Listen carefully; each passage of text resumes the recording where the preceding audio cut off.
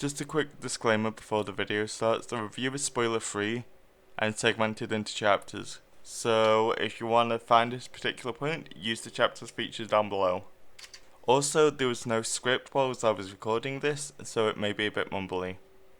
If you would like a more condensed version of my review, go check out my short that will be in my description, along with an explanation for why the mic quality is so bad.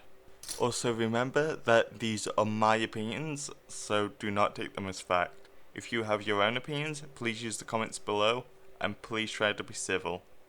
Anyway, on to the video.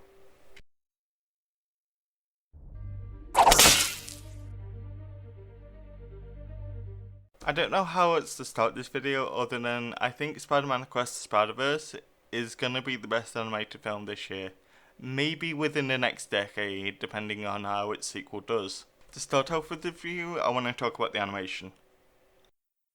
I think the best way to describe the animation is it was absolutely amazing and that it felt like a visual experience. I really liked how they incorporated the amount of different styles they did, and it really felt like the animators was pushing the limits of their engine they are using. And for me, this is one of the many areas where it tops the original Spider-Verse movie.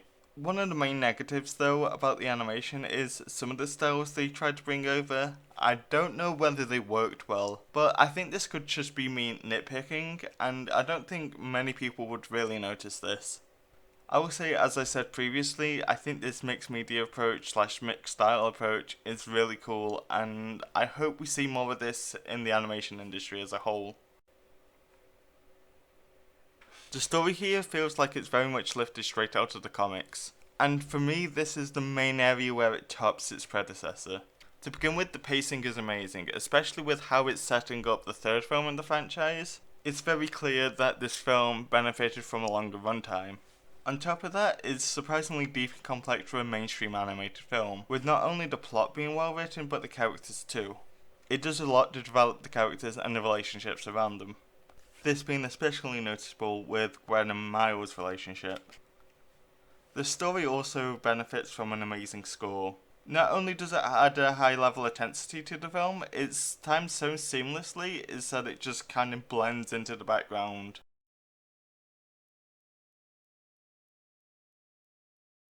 As I said in the intro, overall I think this is an amazing movie, and I hope a lot of people don't just write it off as a Spider-Man movie. Because I feel like if it was its own IP, it would still stand by itself. To summarize what I've said, amazing storytelling, amazing animation, and I think it's the best animated film of this year, and probably within the next couple of years. And to be honest, it's my favourite animated film at the moment. Anyway, that's all for this video. Subscribe.